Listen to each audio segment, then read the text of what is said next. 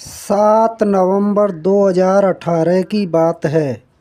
सुबह 7, साढ़े 7 बजे का वक्त रहा होगा जब कुछ लोगों ने दक्षिण पंचायत जोजरा के पास स्थित तालाब में लाश उतराते हुए देखी। देखने वालों ने शोर मचाया तो तालाब के किनारे भीड़ जुटने लगी। सभी ने देखा तालाब में लाश औंधी पड़ी थी, जिसकी पीठ एवं कमर का कुछ हिस्सा ही जल के ऊपर था। अनुमान लगाना सहज था कि लाश अभी पूरी तरह फूली नहीं थी, इसीलिए कुछ भाग ही पानी के ऊपर दिखाई दे रहा था, बाकी पूरा हिस्सा पानी में डूबा हुआ था। तालाब में लाश होने का तमाशा देखने वाले बहुत थे। बातचीत में अटकलें भी लगा रहे थे, मगर पुलिस को सूचना देने की पहल कोई नहीं कर रहा था। तालाब में लाश पड़ी होने की खबर मोहल्ले में रहने वाले मोहम्मद अकबर अली को भी मिली तो उन्हें घबराहट होने लगी। कारण यह था कि 5 नवंबर की शाम से उनका बेटा अबुल हसन लापता था। बहुत ढूंढने के बावजूद कहीं भी उसका सुराग नहीं मिला था। यही कारण था कि अकबर अली भागे भागे तालाब किनारे जा पहुँचे। अकबर अली कुछ देर तक टकटकी लगाए तालाब में उतराती लाश देखते रहे। उन्होंने पहचानने की भी कोशिश की, परंतु वह किनारे पर थे और लाश दूर, इसलिए अपनी कमज़ोर नज़रों की वजह से वह पानी के बाहर दिखाई दे रहे अंगों से पहचान नहीं सके कि लाश अबुल हसन की थी अथवा किसी दूसरे की। तनाव की उस घड़ी में भी अकबर अली ने अच्छा काम यह किया कि अपने मोबाइल से पुलिस को खबर दे दी। सूचना पाते ही थाना प्रभारी मध्यमग्राम तमाल दास, अतिरिक्त थाना प्रभारी बाबूदास, एएसआई निमाई कर्मकार, आरक्षक सलील मुर्मू आदि तालाब किनारे पहुंच गए।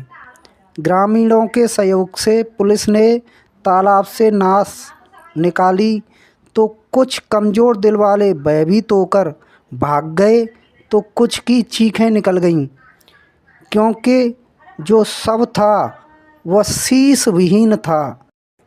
यही नहीं, लाश के दोनों पैर घुटनों से कटे हुए थे। चेहरा न हो, टांगें न हो, तब भी पिता के लिए पुत्र को पहचानना कोई बहुत बड़ा कार्य नहीं होता।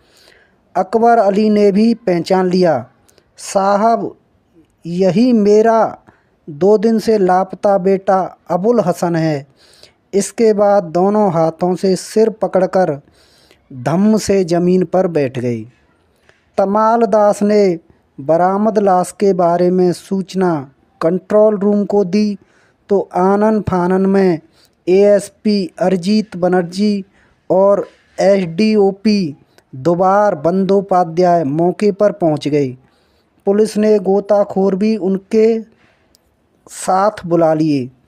बनर्जी का विचार था कि लाश तालाब में मिली है तो उसके अंग भी तालाब की तलछटी में मिलना चाहिए। उन्होंने गोताखोरों को तालाब में उतारा। गोताखोरों ने तालाब में कटे सिर व पैरों की तलाश की, पर वे तालाब में थे ही नहीं तो मिलते कहाँ से।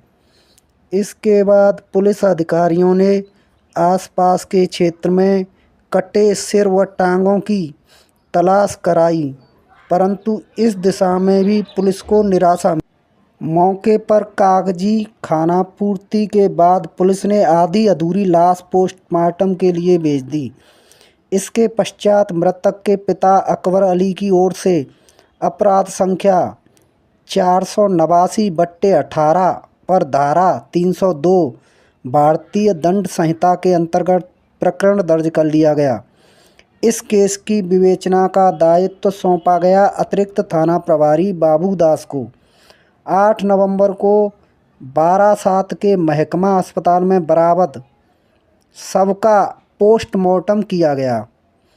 26 वर्षीय अबुल हसन की मां का नाम नीलिमा और पिता का नाम मोहम्मद अकबर अली था। अकबर अली पेशे से किसान थे। उनके 4 पुत्र तथा 4 ही पुत्रियां थीं। अबुल की चारों बहनों के विवाह हो चुके थे और 3 भाइयों के सिर पर भी सेहरा सज चुका था।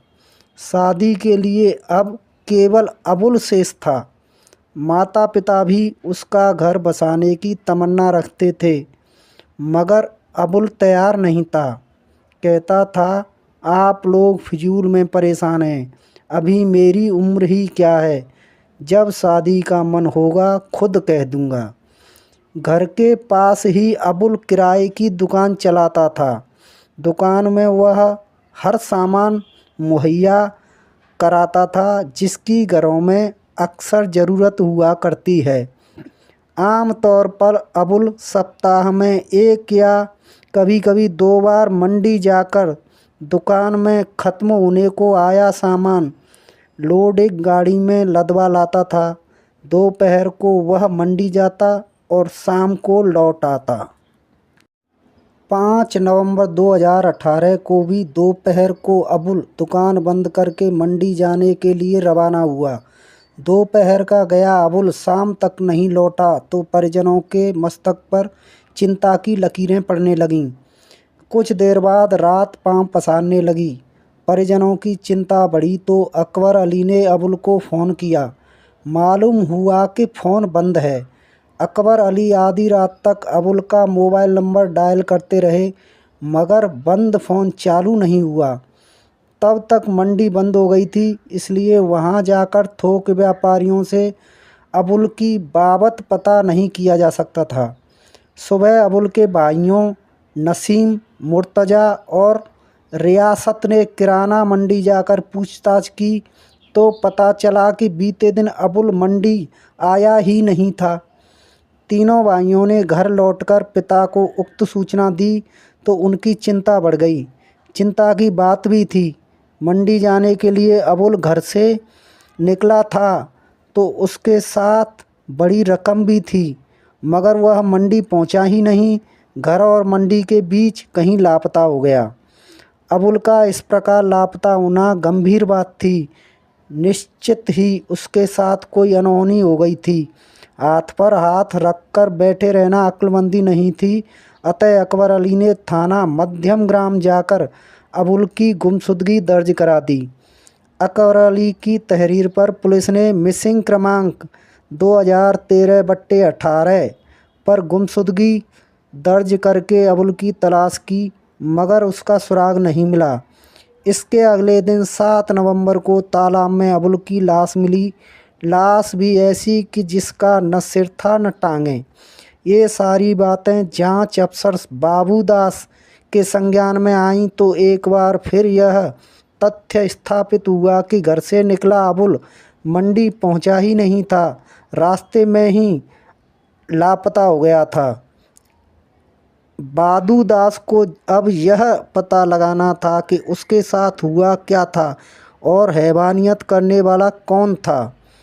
एक तरफ बादू दास सूत्र से सूत्र जोड़कर केस की तह में पहुंचने की कोशिश में थे, तो दूसरी ओर अकबर अली भी पता लगा रहे थे कि घर से निकलने के बाद उनका दुलारा बेटा कहाँ गया था। इसी सिलसिले में एक शख्स ने उन्हें बताया कि 5 नवंबर को शाम 7:30 बजे अबुल जाकिर हुसैन के घर में था। 42 वर्षीय जाकिर हुसैन मीतपोल रोहांडा चंडीगढ़ मध्यम ग्राम जिला उत्तर 24 परगना का रहने वाला था। वह मध्यम ग्राम स्थित बूचड़ खाना में मुलाजिम था, जिसमें बड़े बड़े जानवर हलाल किए जाते थे, खाल उतारी जाती थी, फिर टुकड़े टुकड़े करके मांस फुटकर दुकानों पर किलो के भाव बिकने भेज दिया जाता था। जाकिर के परिवार में मात्र पत्नी, जिसकी उम्र 36 वर्षीय थी, उसका नाम था अर्जना। अर्जना और जाकिर को सारे सुख नसीब थे। दुख था तो केवल एक, शादी को कई साल हो जाने के बाद भी उनकी संतान नहीं हुई थी। संतान के लिए दंपत्ति जो कर सकते थे वह सब अर्जुना और जाकिर ने किया। उनके किए सभी प्रयास व्यर्थ रहे। अर्जुना की गोद न भरना थी न भरी। जाकिर हुसैन का नाम सुनते ही अकबर अली चौंके। उन्हें पहले से जानकारी थी कि जाकिर हुसैन के घर में अबुल का आना जाना था। मोहल्ले में यह चर्चा भी थी कि जाकिर उसकी बीवी अर्जुना से अबुल का अवैध संबंध है। अर्जुना से अवैध संबंध तोड़ने के लिए अकबर अली ने अबुल को बहुत समझाया और लताड़ा भी, लेकिन इस संबंध को पूरी तरह ख़त्म करने के लिए अकबर अली अबुल का विवाह कर देना चाहते थे। इसके लिए वह उपयुक्त वधू की तलाश भी कर रहे थे। अवैध संबंध में बड़े बड़े कांड हो जाना साधारण बात है। अकबर अली का दिल कांपा। अबुल के गुनाहगार कहीं अर्जुना और जाकिर ही तो नहीं हैं। अकबर अली ने पड़ोसियों को साथ लिया और जाकिर के घर पहुंच गए। अर्जुना के अलावा जाकिर भी घर में था। अकबर अली समेत कई मोहल्ले वालों को आया देख उसके चेहरे पर हवाइयाँ उड़ने लगीं। इसके बावजूद जाकिर ने सभी को सम्मान से घर में बुलाकर बैठाया। अकबर अली से पति पत्नी से अबुल की बाबत पूछा, पर वे साफ मुकर गए। 5 नवंबर को अतुल न तुम्हारे घर आया, न उसके कत्ल के बारे में हमें कोई जानकारी है। यह कुछ देर की बातचीत के बाद वे सब वापस जाने के लिए उठ खड़े हुए। सहसा अकबर अली की नज़र दरवाजे के पल्ले की ओट में रखी एक जोड़ी चप्पलों पर पड़ी। अकबर अली ने लपक कर उन चप्पलों को उठा लिया। उन्हें उलट पलट कर देखा तो धड़कनें तेज हुईं। जाकिर की आंखों में आंखें डालकर बोले, तुम्हारा कहना है कि अबुल नहीं आया, तो उसकी चप्पलें तुम्हारे घर में कैसे हैं? ये वही चप्पलें हैं जिन्हें पहनकर 5 नवंबर को वह घर से गया था। जाकिर और अर्जुना के पास इस बात का कोई जवाब नहीं था। कुछ देर खामोश खड़े रहने के बाद जाकिर बोला, मैं नहीं जानता कि ये चप्पलें मेरे घर में कैसे आईं, कौन रख गया। मोहल्ले वालों ने दबाव बनाकर जाकिर व अर्जुना से अबुल के संदर्भ में पूछताछ की, परंतु वह हर सवाल के जवाब में एक ही रट लगाए रहे, अबुल हमारे घर नहीं आया, न उसके बारे में हमें कुछ पता है। ये चप्पलें कौन दुश्मन हमारे घर में रख गया, इसकी भी जानकारी हमें नहीं है। सभी को विश्वास था कि अर्जुना व जाकिर झूठ बोल रहे हैं। पूछताछ करने वाले सभी लोग गुस्से में थे, मगर वे कानून हाथ में लेना नहीं चाहते थे, अतः वे वहां से चले आए। जाकिर के घर से आने के बाद अकबर अली ने साथ गए लोगों से मंत्रणा की। उसके बाद सीधे थाना मध्यम ग्राम की राह पकड़ी। बादू दास थाने में ही थे। अकबर अली ने उन्हें वस्तु स्थिति से अवगत कराया। अबुल की चप्पलों की वह जोड़ी भी दिखाई जो जाकिर के घर से लेकर आए थे। अकबर अली ने बादू दास को अर्जुना और अबुल के अवैध संबंध का रहस्य भी बता दिया। अर्जुना व जाकिर के घर में मृतक की चप्पलें मिलना अपने आप में गंभीर बात थी। उन दोनों को संदेह के घेरे में खड़ा करने के लिए ये चप्पलें ठोस प्रमाण थीं। अतः बादू दास ने अविलंब जाकिर हुसैन के घर दबिश दी और उसे व अर्जुना को पूछताछ के लिए हिरासत में ले लिया। थाने में अर्जुना व जाकिर से अलग अलग पूछताछ की गई तो कुछ ही देर में उनकी जुबान से हकीकत बाहर आने लगी। इसके साथ ही अबुल की जघन्य हत्या का भी खुलासा हो गया। इस मामले की जड़ में अर्जुना की संतानहीनता थी। पति जाकिर की ओर से वह निराश हो चुकी थी और संतानोत्पत्ति के विभिन्न उपायों पर विचार कर रही थी। अर्जुना ने एक बार कृत्रिम गर्भाधान की बाबत भी सोचा था। यह तरीका उसे अच्छा तो लगा, पर इसे अपना पाना उसके लिए मुमकिन नहीं था। मुमकिन इसलिए नहीं था क्योंकि जाकिर उसके लिए राज़ी नहीं था। उसने वो सब कुछ अल्लाह पर छोड़ा हुआ था। उसने धारणा बनाई हुई थी, अल्लाह ने हमारे मुकद्दर में औलाद लिखी होगी तो वक्त आने पर हो जाएगी। अगर बे औलाद होना लिखा होगा तो दुनिया की कोई ताकत हमें माँ बाप नहीं बना सकती। मातृत्व प्राप्ति के लिए स्त्री किसी भी हद तक जा सकती है। अर्चना भी नारीत्व की पूर्णता के लिए किसी भी मर्यादा को लांघने पर आमादा थी। इस दिशा में उसका मस्तिष्क बहका तो किसी पराये पुरुष से गर्भ धारण के बारे में सोचने लगी। प्रश्न यह था कि मनोकामना पूर्ति का माध्यम कहाँ से मिले। मोहल्ले में किराने की अबुल की इकलौती दुकान थी। ज़रूरत पड़ने पर कभी कभी अर्चना सौदा लाने अबुल की दुकान पर चली जाती थी। एक दोपहर अचानक अर्चना के मायके के कुछ लोग आ गए। मायके वालों को ससम्मान बैठाने के बाद अर्चना दूध का टेट्रा पैक और चाय पत्ती खरीदने अबुल की दुकान पर जा पहुंची।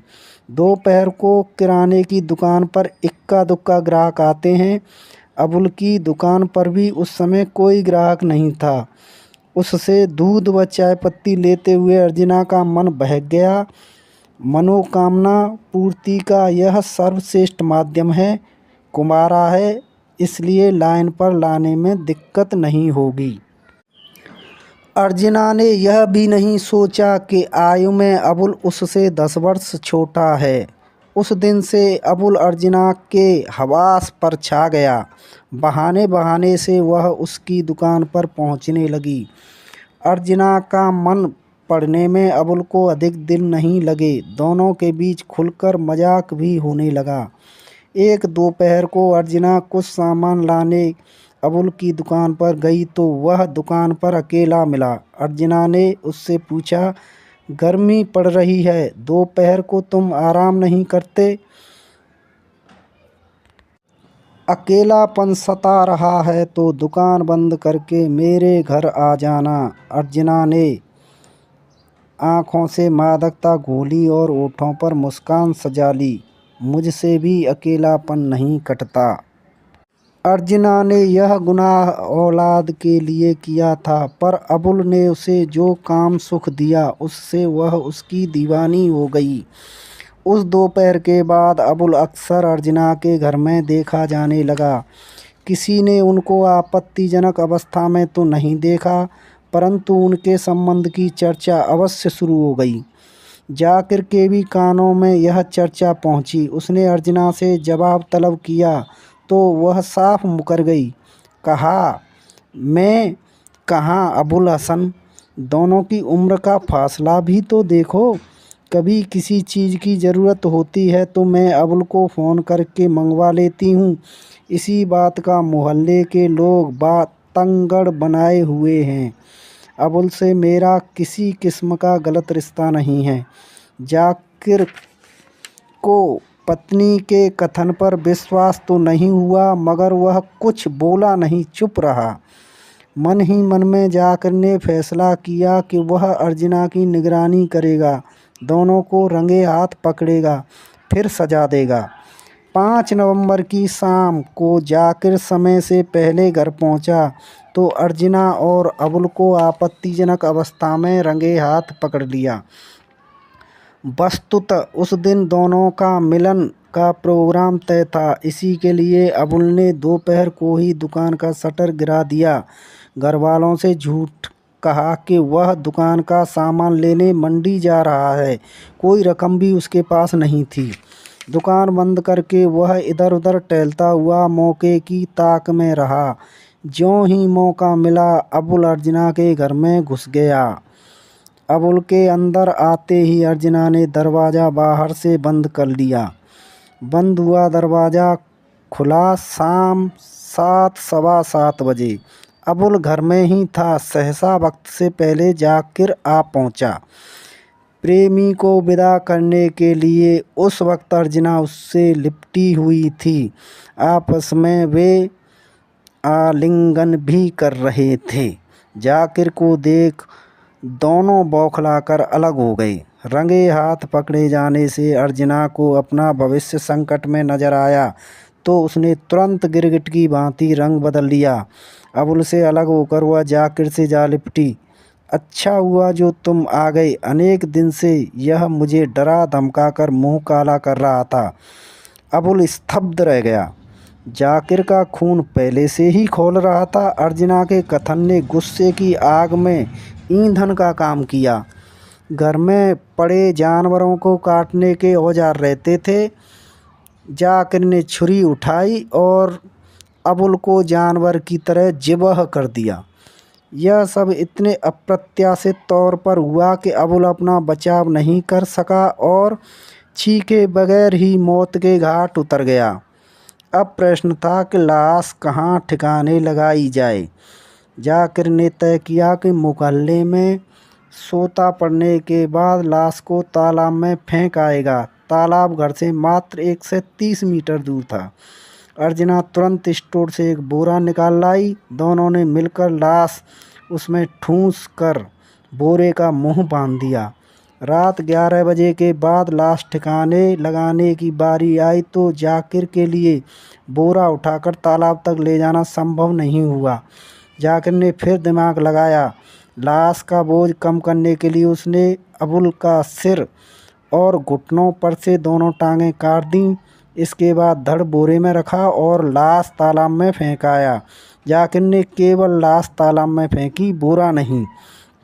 बोरा लेकर जाकिर घर लौटा। उसमें कटा सिर एवं दोनों टांगें रखीं। फिर बोरा कंधे पर लाद कर वहाँ ले गया जहाँ बूचड़खाना में ज़िबह किए गए बड़े जानवरों के अवशेष डंप किए जाते थे। उन अवशेषों में जाकिर ने अबुल का सिर और टांगें छुपा दीं। इसके बाद घर लौट आया। तब तक अर्चना घर के फर्श पर फैला खून और दीवारों पर पड़े खून के छींटे धो पोंछकर साफ कर चुकी थी। जाकिर व अर्चना ने अपनी समझ से सारे सबूत मिटा दिए, परंतु अबुल की चप्पलों की ओर उनका ध्यान नहीं गया और ये चप्पलें ही उनकी गिरफ्तारी का कारण बन गईं। जाकिर की निशानदेही पर पुलिस ने पशुओं के अवशेष से अबुल की टांगें और कटा सिर बरामद कर लिया। पूछताछ के बाद बादू दास ने अभियुक्तों को न्यायालय में प्रस्तुत किया, जहां से वे जेल भेज दिए गए।